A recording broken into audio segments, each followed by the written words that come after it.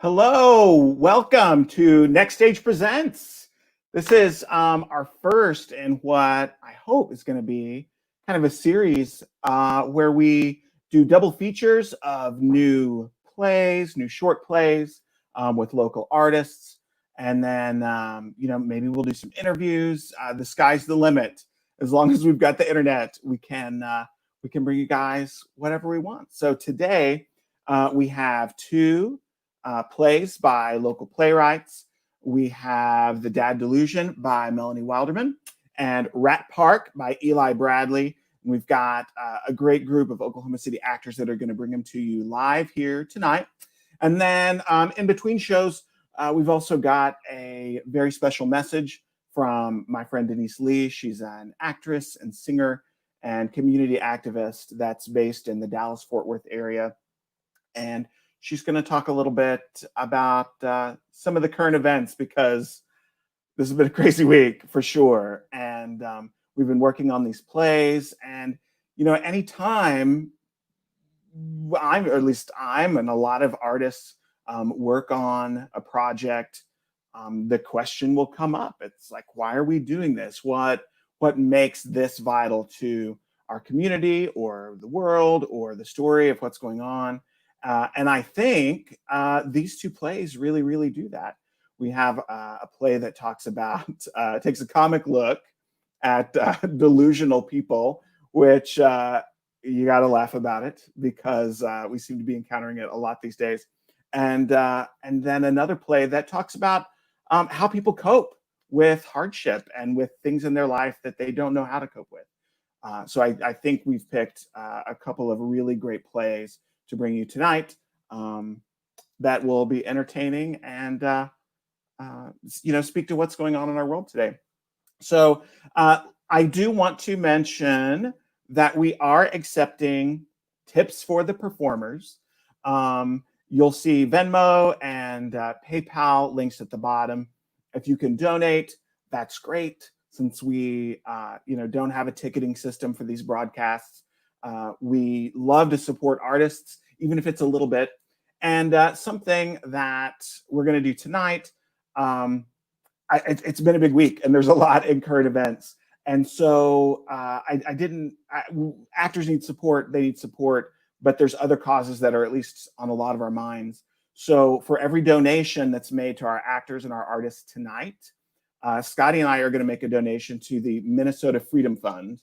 The Minnesota Freedom Fund is a community-based nonprofit that combats the harm of incarceration by paying bail for low-income individuals who cannot otherwise afford it. So if you can donate, it's going to support art and creativity in our community and to help the people who need it in another community as well. So please, if you can, make a donation. So without further ado, I'm going to bring in, make that go away. I'm going to bring in our first playwright, Melanie Wilderman. Hi, Melanie. Hi.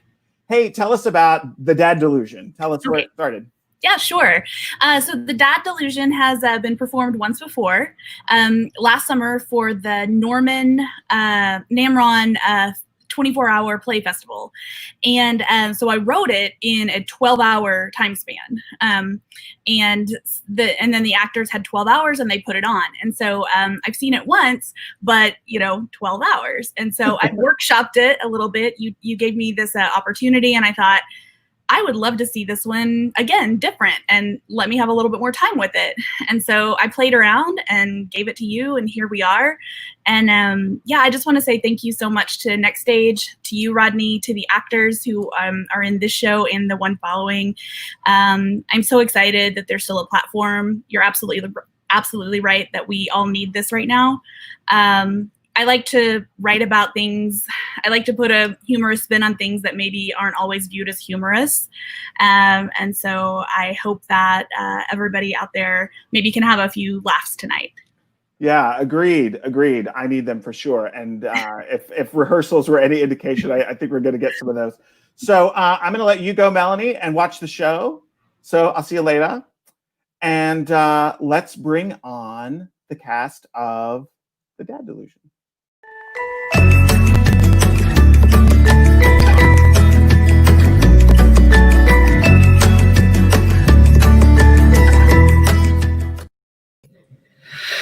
Thanks for suggesting we work on the project at your house. I really need a break from a host family. No problem. My grandma is the only one home, and she'll just let us do our own thing. She's pretty chill. Amazing. I can't even walk through the room without my host parents asking me the dumbest things every 5 seconds, like how many kilts I brought with me, or if we really eat haggis in Scotland. I'm like, only blokes wear kilts, and yeah, of course we eat haggis. Yeah, I know it's sheep's stomach, but this state has a festival for eating bull balls, so do you really have any room to talk about disgusting food? Shit. He's here. He wasn't supposed to be here. He had an audition scheduled. What happened to his audition?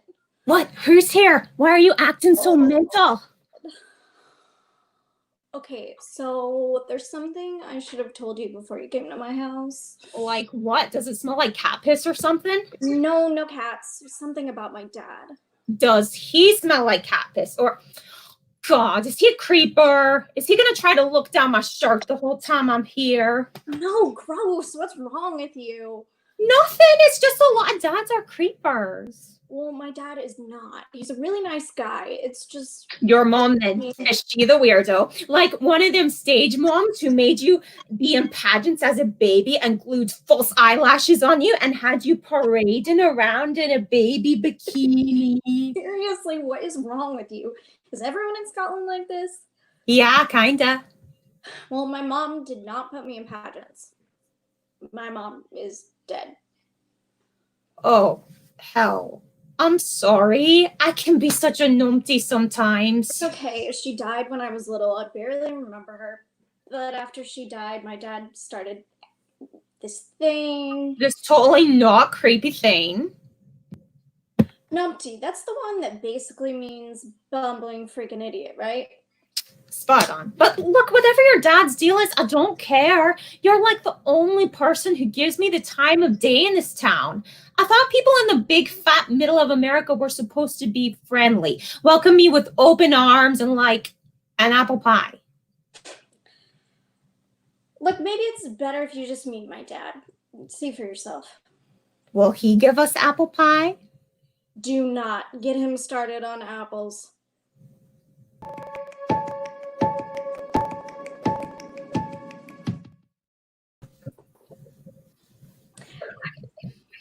Hey, Dad, Gramps, this is my friend I've been telling you about. Oh my God, Dad, can you stop doing that in the middle of the living room? That's so gross. Anyway, this is my friend, the exchange student from Scotland. Monday! Yes, welcome. It's like I knew you before I even met you. Dad, please, no. Nice to meet you both. Nina invited me over to work on our school project. And what is this project about? Oh, don't worry. In history, we're studying world religions, and each group drew a religion out of a hat to write about, and we drew Christianity. Oh, good. That's the best one. Well, this is perfect. I wasn't even supposed to be home tonight, but now I see it was meant to be that my plans fell through. You might even say it was Divine intervention. I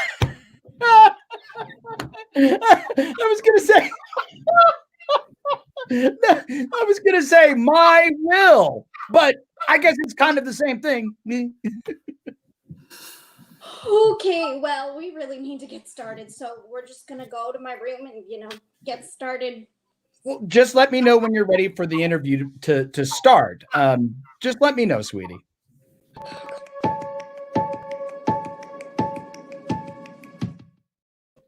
Oh, Oh, freaking MG. My dad is so embarrassing. So are they like super religious? That's a bit of an understatement. I mean, that's no big deal. Isn't everyone around here religious? Aren't you in like the Bible boot or whatever? Belt. Huh? It's called the Bible Belt, not the Bible boot. Like it's in the middle of the country, like it's the belt in the middle of the body. It's the Bible Belt. Oh, that totally makes more sense. But they're not just religious. One of the things I was trying to tell you about my dad is he believes he's God. No. Yes. Your dad just knew. Believe he's God? Yes, he does. You're putting me on. You've got to be. Hey, no rush on interviewing me for your project, but when you get a minute, I would just like to know what time period you might ask me about first. Creation? That's my favorite. The first or the 40 years in the desert, but that might take too long. What's the page limit? Oh. Or how about the classic Jesus walks on water? Most people don't know, but that was more of a parlor trick. See, refraction is one of my favorite inventions. Okay, so your dad full on believes he's God. Got it. That's not even close to the worst of it. Sorry? Your dad believing he's the almighty creator of all things isn't the worst of it. Not even close. I'm just going to brush up on some of my writings. I know I'm omnipotent and all, but it never hurts to be overly prepared. Oh, and Nina, sweetie, your Grams wants to see you. Just hang out here for a minute. I'll be right back. Please don't sneak out to find a friend with a less ridiculous family.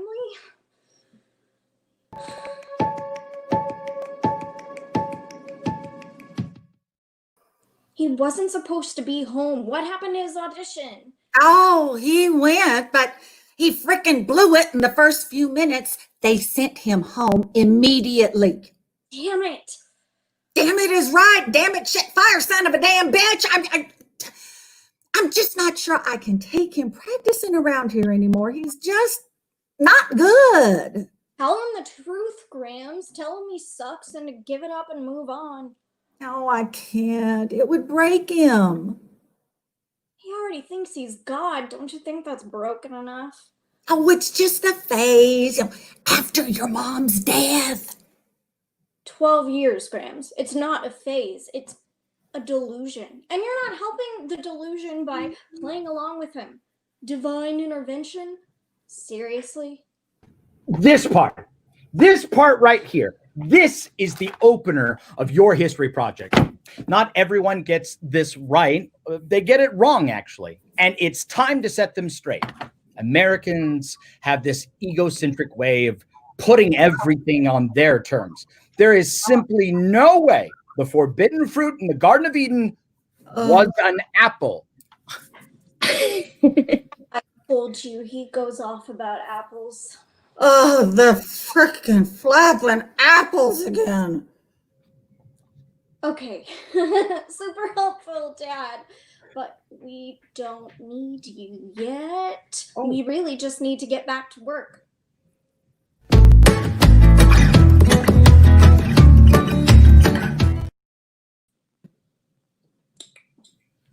So we definitely do not have to interview my dad. Let's just start by Googling some stuff about how Christianity got started or whatever.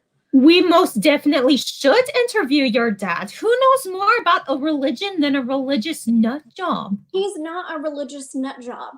I mean, he's religious and he's a nut job. Okay, I'm not making my best argument here. But my point is, he's not just a guy who thinks he's God. He's also... He's what? Like, there's literally nothing you can say that will shock me at this point. He's also been trying to be a stand-up comedian the past 5 years. Okay, well, I feel a bit doty now because that does shock me if I'm being honest. And when he does his stand-up, he also lets them know he's God. I saw it once and I can't ever go back again. It's the most cringeworthy, life-ending, embarrassing shit show situation on this planet. And can't you just be one or the other, Dad? Can't you just be a crazy person who believes he's God, or just be a crazy person who is a failure of a stand-up comedian? Yeah, that is a loaded question there. And now you know all this, and we were supposed to just do the stupid project and order pizza. I just wanted to be a regular teenager for the night and half-assing a history paper and trying to figure out how to wing my eyeliner. But now you know all of my crazy. And now you know why I had no friends anymore before you. And if you want to go, I totally understand. No, I don't want to go. My host family's crazier than your real family. How is that even possible? Ugh.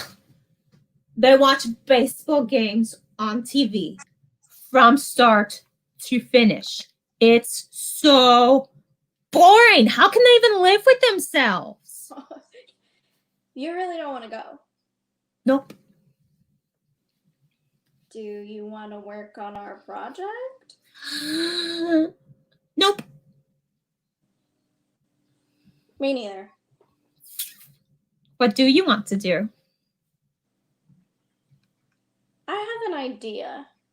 Will you just go along with it without me telling you about it?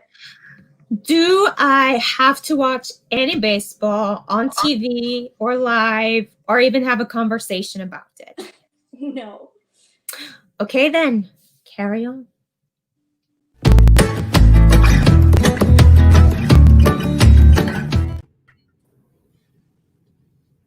Dad, Yeah, sweetie. can we order some pizza? Sure. Oh, and Dad, Yeah, sweetie. will you perform your set for us? The one you were going to do for the audition today? Yeah. Of course. Yeah. Let me just grab some notes. You can never be too prepared. And I'll just use this hairbrush. Why do I have a hairbrush? Anyway, well, I'll just use this as a microphone. Okay?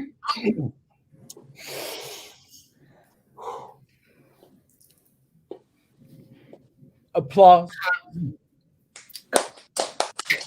Wow! Thank you so much for being here.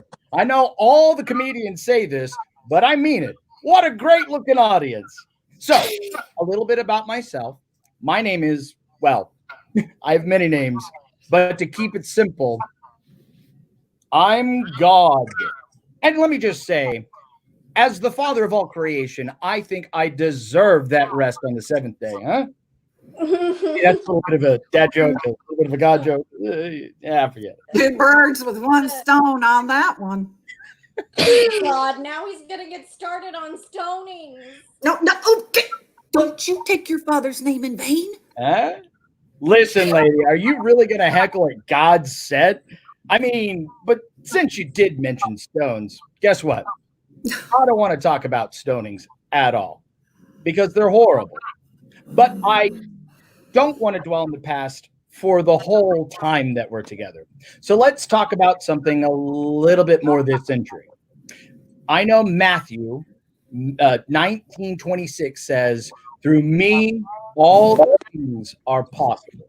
But let me tell you, I'm not sure old Matthew had the modern era in mind when he wrote that. I can turn water into wine, but I can't tell if my Facebook post is public or private.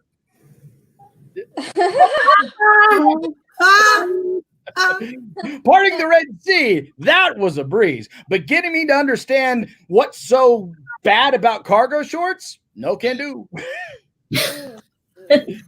Need a miracle. I can give sight to the blind, make the lame walk again, but the bigger miracle would be trying to figure out TikTok. Oh, both how to use it, why anybody would want to use it.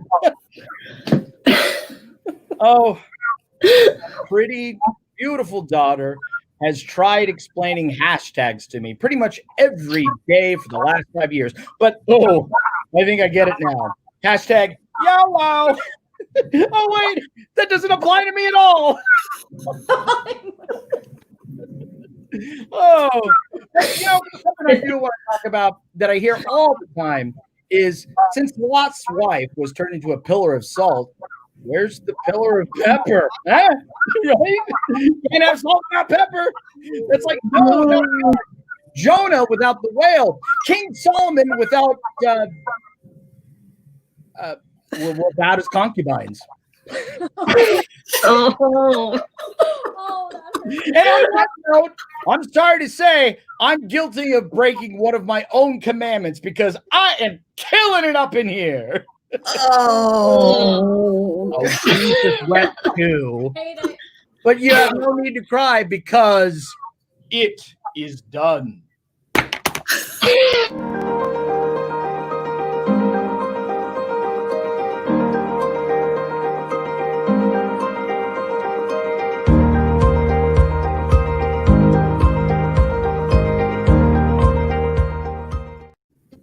Okay, thank you guys. That was great. Thank I'll introduce our cast. We have as Dad, aka God, we have John Hawk. Hello. As Nina, Kristen Coons.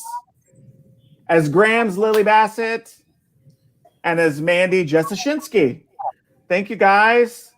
Thank you, Rodney. Get those guys out of here. All right. So we do have another play coming up.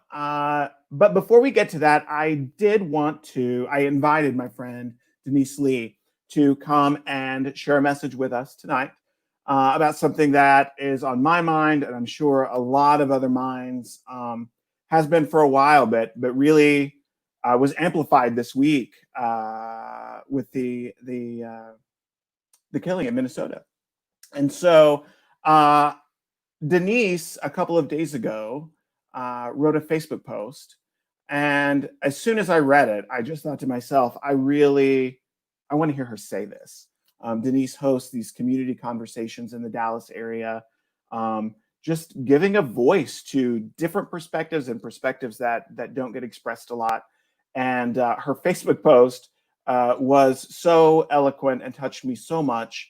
It's been shared hundreds of times. And she has performed it as a monologue for us here today. So I'm going to get out of the way and bring in Denise.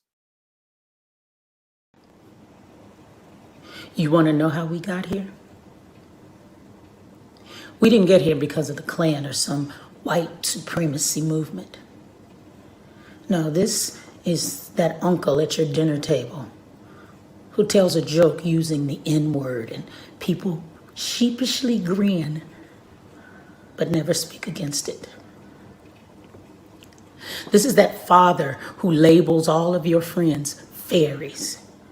Now you offer an indignant dad, but you hug him and kiss him without critique. This is your extremist cousin on social media who goes off on tangents regularly, but instead of standing up against it, you hide or block them, thinking that this will keep the peace or eliminate the problem. He's one of your pro-administration friends as you gather for drinks. You listen to conversations about how fake news is going after the president unfairly. Coronavirus is a hoax and Obamagate is real. You giggle and sip your champagne and say nothing. And in the meantime, Black men are still dying.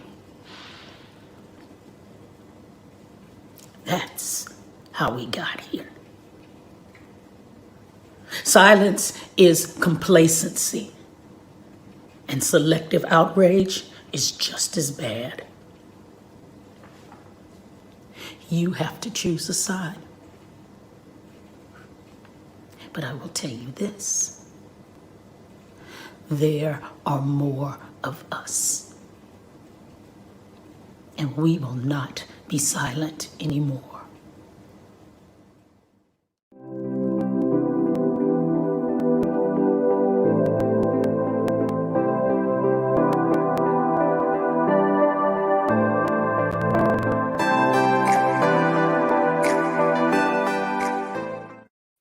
Thank you. Thank you very much, Denise. I'm so glad that you wrote that post, and I'm so glad that you were able to share that with us tonight.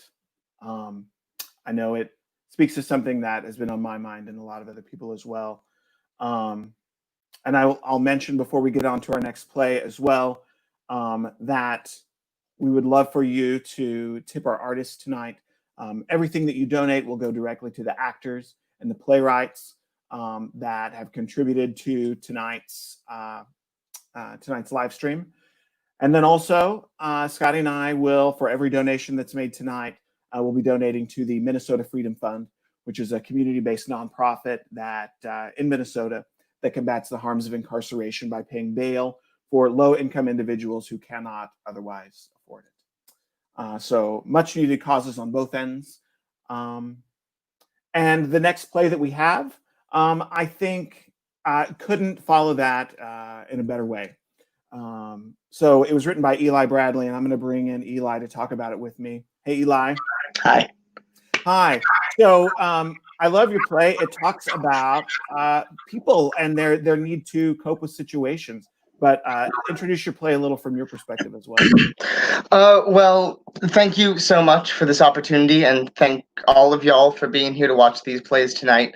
And also, thank you for that great shout out to an amazing NGO, Rodney. That's a really great organization.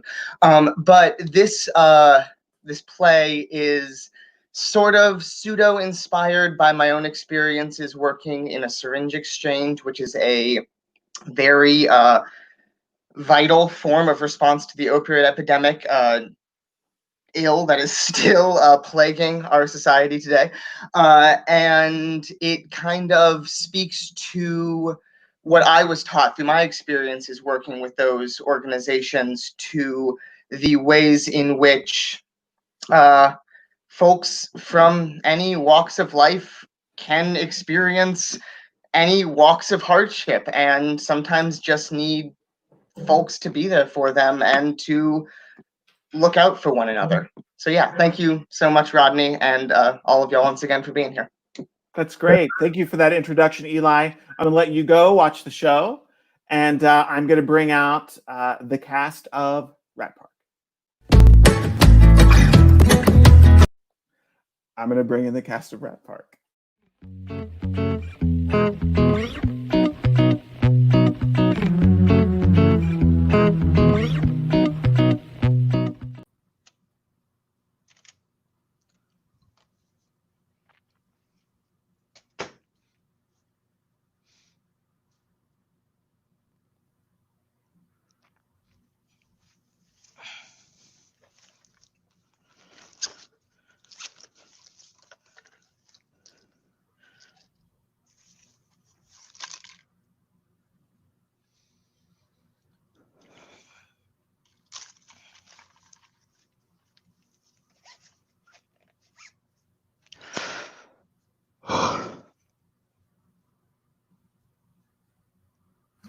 Sorry. I don't know why I always do this. School gets out at 3:30 and the drive is just as long. Just getting her to actually, go inside and start her homework. So I don't know why I keep thinking I can drink coffee all day and not have to, or why I don't just change my schedule so I can pee. They don't. And they keep drinking coffee. It's Sorry. okay. No, you're fine. It's low stakes. Peeps gotta pee. I like that. Peeps gotta pee. You should brand that. I totally wear it on a shirt. Let me be. Peeps gotta pee. Thanks. But you keep it I'm not good at branding anyway. Well, fine then. When I make my fortune, I'll send you a check. No, don't. I just blow it on dope anyway. I brought back some dirty used needles. But I forgot my box, so I had to put in a bottle. Hey, low stakes. We get some folks in here giving us Ziploc bags full of them, and no caps either. So Gatorade is golden. Last week, someone someone said last week that you couldn't take them unless they were in these biohazard boxes. It's something about the company that collects them. Technically, yeah. But we got a new intern, and he and I just come in with some chunky rubber gloves and masks, and we dump them out. Is that safe? No, but it's worse having them lie around. Oh, can I help out? Emptying bottles? It's gross work, man. It smells like But can you I? don't have to do all that. No, but can I? I know I don't have to. That's not why I'm asking. But can I? Please, it just doesn't seem fair to me that I come in every week and not, I don't know, do something. Toby, you're focusing on getting better. That is doing something. That is a ton of work. And I've been feeling pretty good lately. And I've been using less, not a ton less, but less. And that's still something. That's really great. Yeah, so I was thinking that maybe I could start helping out. I mean, if you think it would help, I'd Yeah. love to have you here. Yeah, I don't know if I could do a ton, but maybe once a week, and maybe more often has, actually, I was doing some research on my mom's computer, and there's this center in Cherokee, and it's expensive, but I'm still on my parents' insurance, so I mean, I think I need to get better before I'm not, because like I think it's gonna take like real professional help, not just rest or church or. And if it takes too long, I'm never going to be able to afford to get real help. And this is just going to be my life. And I really don't want that. Like, I want to go back to school. Maybe not OU, but I mean, just school in general. I took this intro to Buddhism class. And it was just an intro, but I really liked it. And I was pretty good at it. Okay, maybe I wasn't, but I wanted to do the work.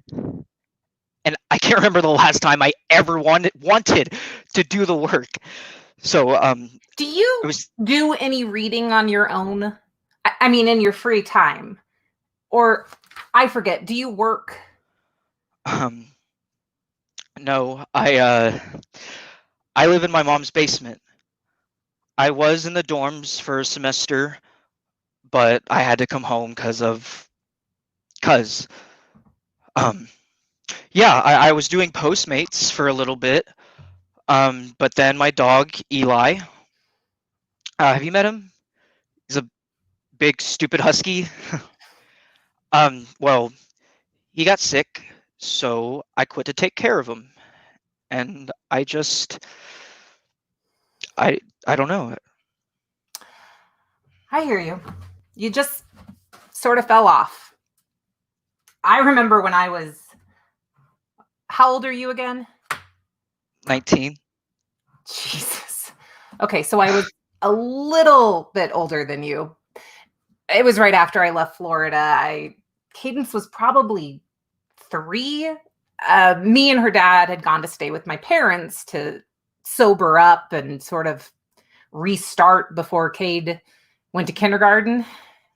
I was working at a Best Buy or something, and Mike, oh, that's Cade's dad. I thought you told me his name was Mr. Butthole. Some days. He told us he was doing construction when actually he was just getting high in his truck all day. My dad found his stims in the backyard and almost threw us out. I had to take a piss test to convince him that I was clean. In hindsight, I know he was worried about Cadence, and I'm always grateful for that. Anyway, after the divorce, I was doing okay physically, I guess, but I had just sort of fallen off, head in a cloud, and not a good cloud, for months and months, months. What finally got you out? I went on a date. No, honestly, and it was a terrible date too. But I was bored and scrolling on one of those stupid sites. Okay, I shouldn't say they're stupid. All love is valid, I guess. But I was having one of those, well, sort of having one of those no one wants me, pity parties, and this guy hit me up. He was the worst. Okay, no, that isn't fair, but just really, really into. You're not into anime, are you? Not religiously, no. Okay. So, well, he spent 2 hours telling me the plot of this anime about ninjas that I haven't seen it. I mean, it could be as amazing as he said, but being talked at for 2 hours does not get me all that, glowy feeling in your tummy. Maybe that's just me, but I don't get it. Like, he just wouldn't shut up, telling me about the characters and the world they lived in. No, not the date. I mean, why did it help? Have you seen that? I think it's called a meme, but that picture on the internet of Bob Ross talking about light and shadows and how you only see one because you know the other. Like, it was so cringy that it reminded me of how much I enjoyed non-cringy evenings. And I started to surround myself with people who made me feel the opposite of how that guy did. I don't know, Toby. It was a dumb story. I'm not sage or wise. I thought it was relevant. No, I liked it. And I'm glad you're not just floating in life anymore. I think I was just hoping for some sort of instruction manual on how to get better. Well, go to that center in Cherokee, dweeb. That's a strong possible first step. Yeah, I guess. It's just scary, yeah? Like, you're trusting another person to be able to close a chapter in your life, but you never know if they actually can. And you know how it is. I don't feel super safe. Bringing more uncertainty into all of this. But there is no instruction manual. There's not one roadmap for all of us. What happened to me, what got me into pills, isn't the same as what happened to you or what got you into your DOC. How we get in, how it goes, and how slash if we ever get out, that's sort of each our own. You can't copy another person's path, and you can't have someone else do it for you. Learn from them, yeah. And anyway, these are professionals, dude. That doesn't mean it's going to be perfect. But I have another bottle of syringes. How to do this. What? In my backpack, it's a liter's Sprite bottle, and I was going to tell you I picked him up from a friend because I just wanted you to be proud of me for doing better. But I'm not. And a facility is, they're just going to know every time I slip up. And every mistake I make, they're going to see it, and that's just what I'm going to become to them. That's Toby Diebler. That's the kid who messes up. That's the rich kid who played around in his mom's medicine cabinet and lied to her for years and years and years, who she found out breathing on her freaking birthday.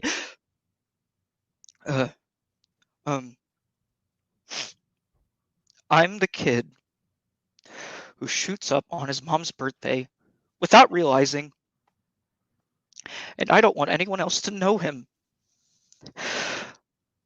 I don't want anyone else seeing the person I am because I hate him.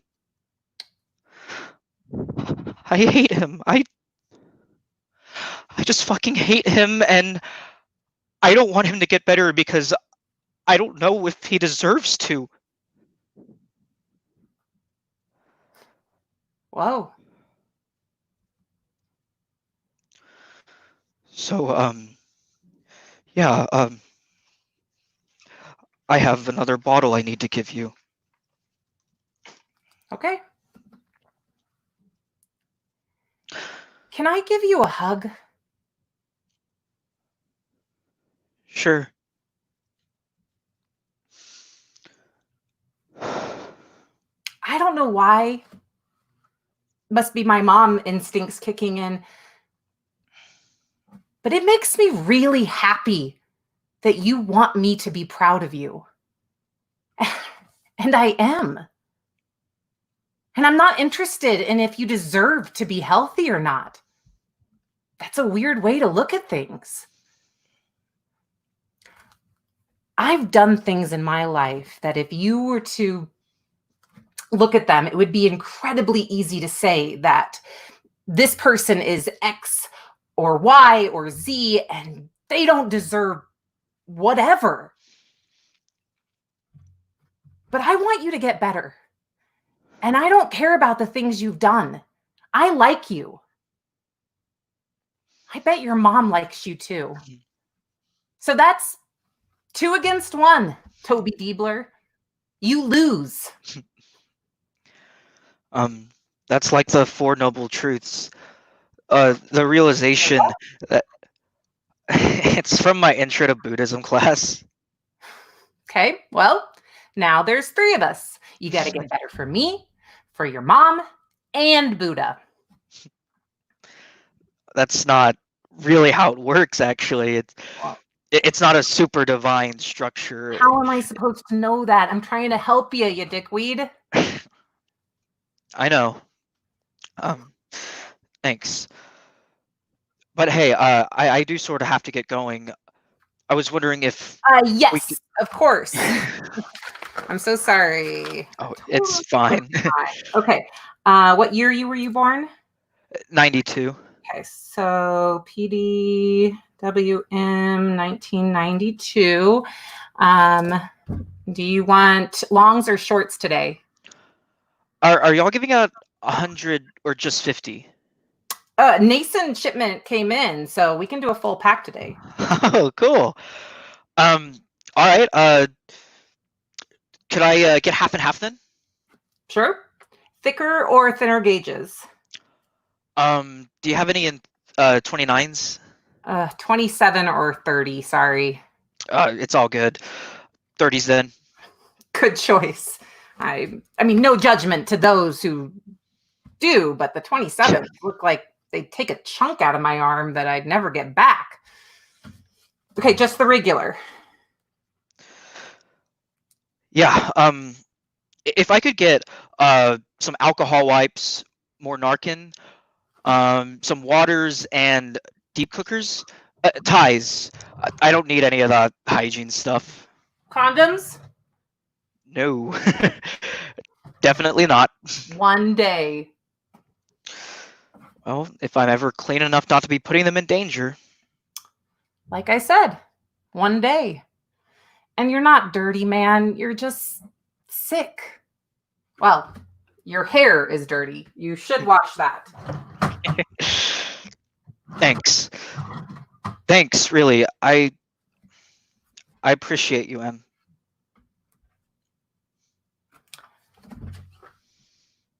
I'm really proud of you for looking into that treatment center.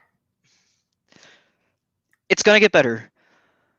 You know, in high school, my guidance counselor showed me this comedian. I was sad and dealing with, well, he thought this guy's comedy would help, and it did. And he and I used to watch so much of it, and he was actually probably sort of big when you were my age. He's funny and gay, and he's funny about being gay. He'd always say that. It was like his thing. And like, I think I want to get it as a tattoo. He says it gets better, and it's just been really reassuring to me these last few years that even though it isn't a steady slope, and sometimes it slides back, the universe eventually works out, because that's life. Yeah? Yeah? I was big into Adam Savage when I was your age.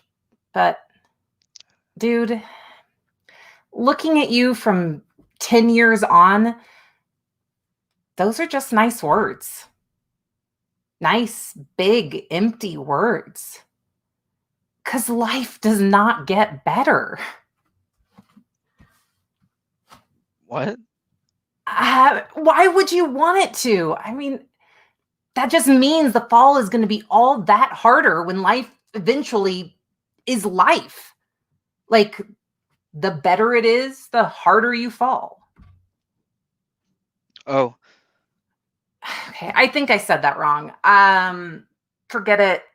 Never mind. Ignore me. Okay. Sorry. It's fine. No, really, I didn't mean. I shouldn't rain on. Don't be. I'm really sorry, Toby. It's low stakes. Okay. I'm gonna go. Yeah. It was good seeing you. Sorry, yeah. It's whatever. Good luck in Cherokee. I guess. I don't know if I'm. Yeah. Thanks. I appreciate it.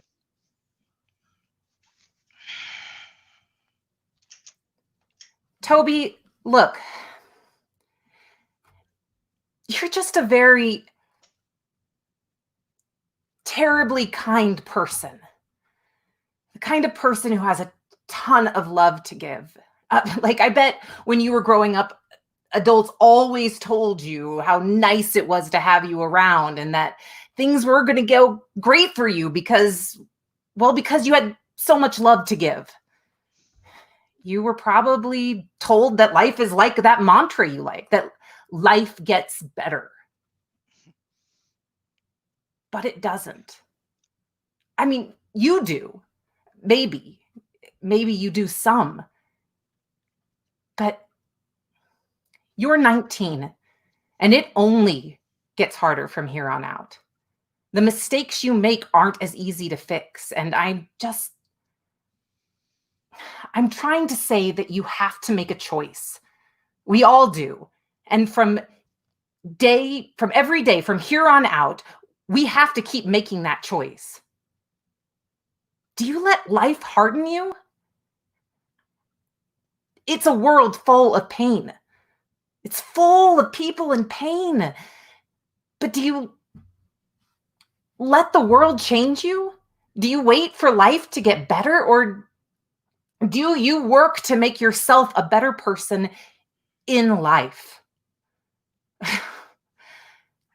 I'm sorry, I'm rambling. This probably doesn't make any sense. No, No, you're cool. I think I get what you're trying to say. And thank you. Like, seriously, Emily, thank you so much. I know I'm a weird little mess, but I would be a lot worse if you weren't here doing this. And thanks for letting me come in and just sort of talk. It gets really lonely, and I don't know if you remember, but I remember. That's why we're here, man. We're here for y'all. but I do gotta get going. Feed the dog, going to rehab, change my life and save the world. Just a typical Tuesday for Toby Diepler. All right, toodles.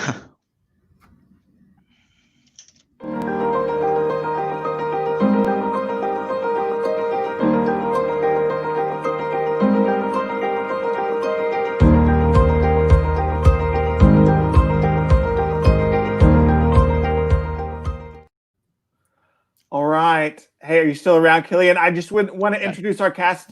We have Clear Powers and Killian Finch. Hello. Hello. Thank you guys so much. That was great. Thank you. Thank you That so was great. much. Congratulations. Thank you. Bye. All right. So that's what we had for tonight. I do want to go over like two quick little things. So I forgot to mention earlier, Denise, she has an organization that she works with in the Dallas-Fort Worth area.